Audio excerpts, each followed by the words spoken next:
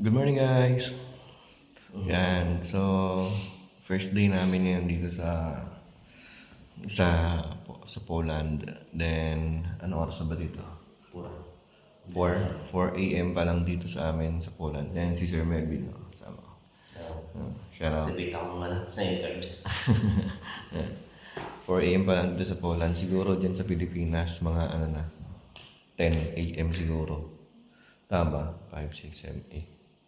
9, 10, o mga 10. 6 hours kasi kayong advance dyan eh. Sabi, naninibago pa. Parang medyo makarot yung ulo ko ngayon na. Ngayon? Sa jet lag ata yun. Sa jet lag siguro. Tsaka syempre hindi pa sana yung katawan namin dito. Kumbaga, nag-a-adjust pa yung body clock namin. So yun, ang lamig dito. Kaya pala hindi usong electric fan dito kasi malamig dito. Lari mo ko. Oo. Wala ring lamok. Wala ring lamok. Dito talaga. Grabe. At tapos sobrang lamig pa sa labas. Yung lamig, pumapasok sa bunbunan ko. Tingnan natin yung labas, guys. Ayan.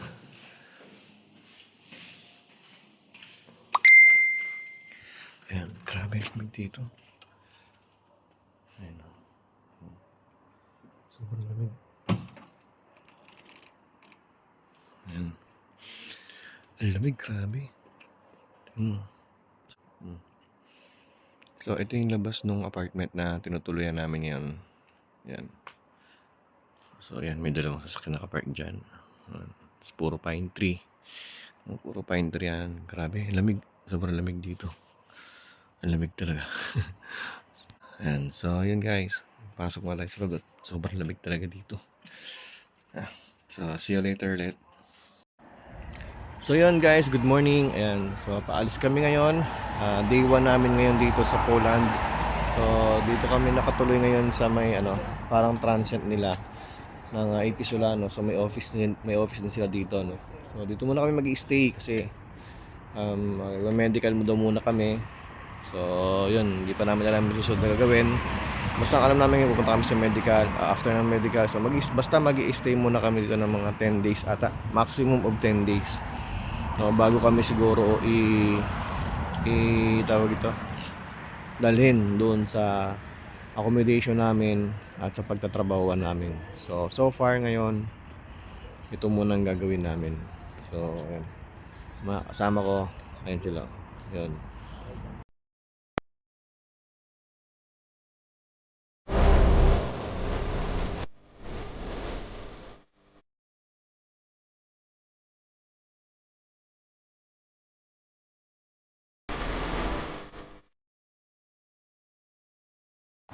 Yun, so what's up guys? Ayan, so nandito tayo ngayon sa may city hall nila.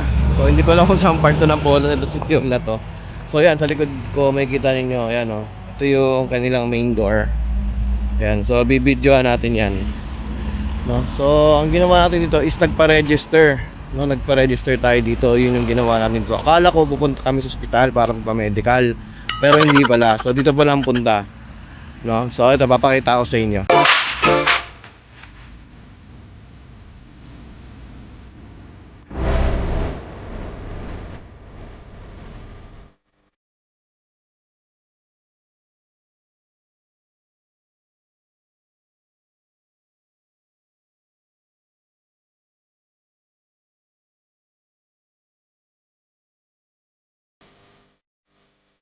Yun, so yun guys. Ayan, so ayan, nakita nyo na yung CTO nila. Ang ganda no, parang hotel. Tapos ang linis. Wala kami kita para mga picture. Yan katulad sa Pilipinas no, wala.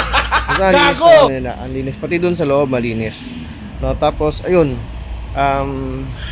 Yung sa stool namin, may kumuha na pala doon sa, sa may transient.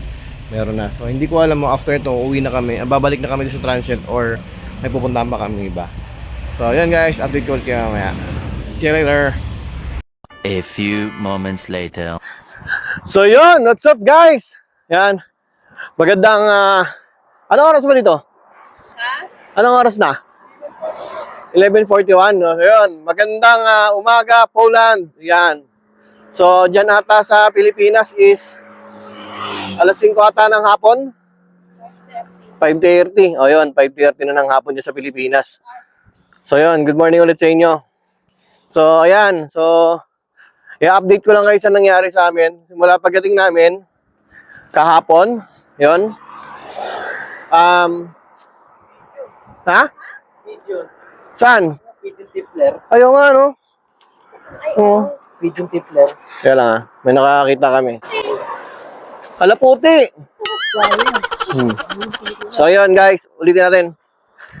So, pagdating namin kahapon sa Warsaw, sa Chopin Airport, pagdating namin doon, sinundo kami, tapos dito na kami dinala sa parang transient house or hotel dito sa, hindi ko alam kung sa to ng Warsaw.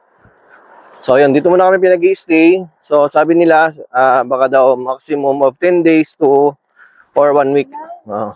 Ha? 1 week. Oh, 1 week daw, sabi. Yun, 1 week. So, para sa conditioning namin. No? Kasi, may medical pa kami. Yun, kanina, nagbigay na kami ng stool. Tapos, galing kami sa, sa registration kanina sa may City Hall. Yan, so, nagpa-register muna kami doon ng, parang, kumbaga dyan siguro sa Pilipinas, parang national ID. Yan, mo. Ang bibilis ng mga sasakyan dito. So, yun. Wala ata yung 2 oras. Ayan. Ngayon, naglalakad kami, pupunta kami ng money changer. So, naglalakad na kami, magmula dun sa tinutuluyan namin dito sa may, dyan. Basta dyan. Hanggang dun sa money changer. Asa ba yung Google? Mga, sige, diretso lang, malayo pa. Mga 45 minutes daw eh. Mga 45 minutes din kaming maglalakad. Layo, no? Yan. So, 45 minutes kami maglalakad.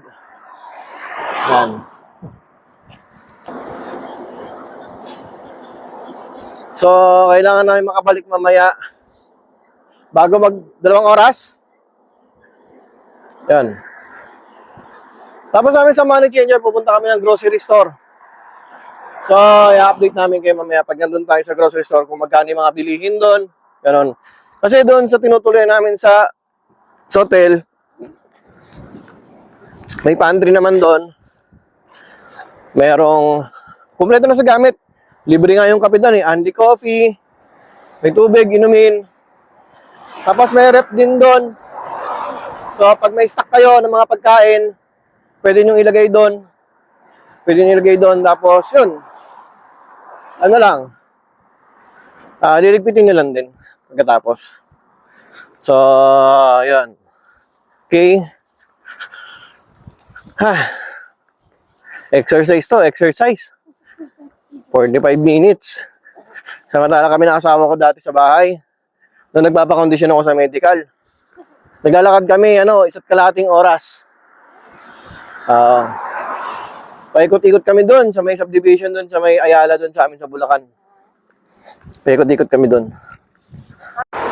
So, yun guys. Ayan, nakapagpapalit na kami dito sa Cantor. Ayan, so, ayan, nagpapalit na kami ng Euro 2 Slotty. So, ngayon, ayan, nagpapalit na kami ng Euro 2 Slotty. Nasa ako dito. Ngayon, pupunta na kami sa groceries para makapamili.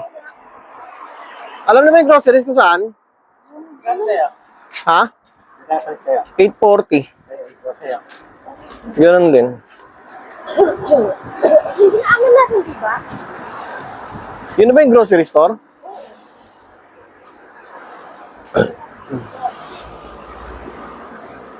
Search nyo sa Google Map, wala na ako ano eh. Ay. Ayan ah. Shout out! Ayan.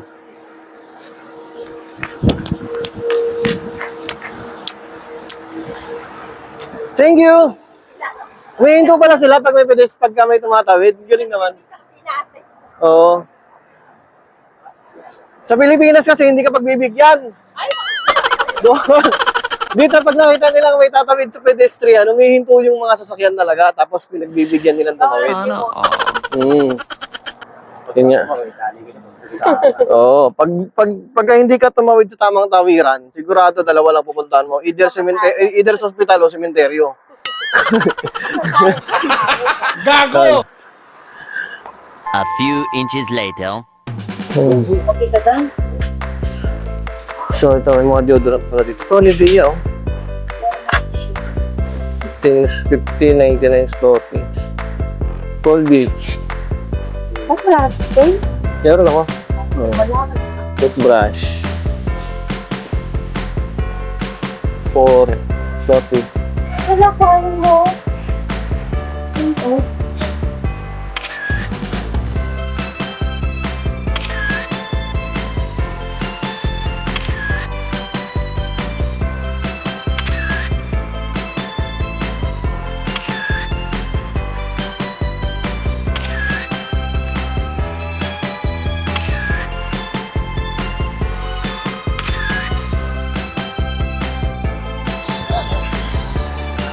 Lagi ba mabigat, pre?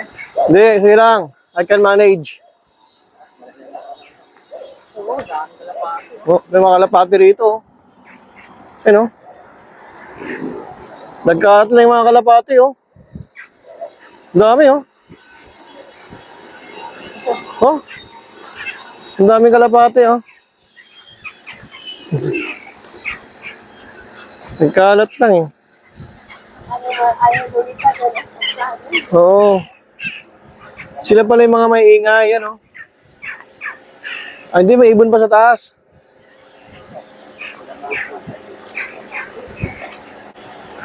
So, yan guys. Nag-grocery na kami. Kahit paano nakapamili na kami ng mga kailangan namin kakainin. Sa tagal namin sa grocery, ang nabili ko lang, inumin tsaka sabon lang. Yan lang. Wala akong mais na bibili eh. Hindi naman ako mahilig kasi masyado sa mga chichirya, gano'n.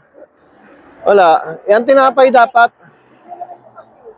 Oh, libre kasi yung kapitan. Dapat bibili akong tinapay. Kaya lang, nung hinawa ko yung tinapay, puro mga toasted. Tigas, no? Oo, titigas. Pero di ba ano? May nakakita ko tinapay namin, malambot yan. Ang solid naman. Oo. Hindi yung puro ano. Di ba may ano naman tayo doon? May oven. Sa bagay, may Skyflix pa naman ako dun eh. Larang siya yung mga Yan, pabalik na tayo ngayon sa ating transient. Nakakapagod, grabe. So yun guys, basta pauwi na kami. Mamaya na lang ha.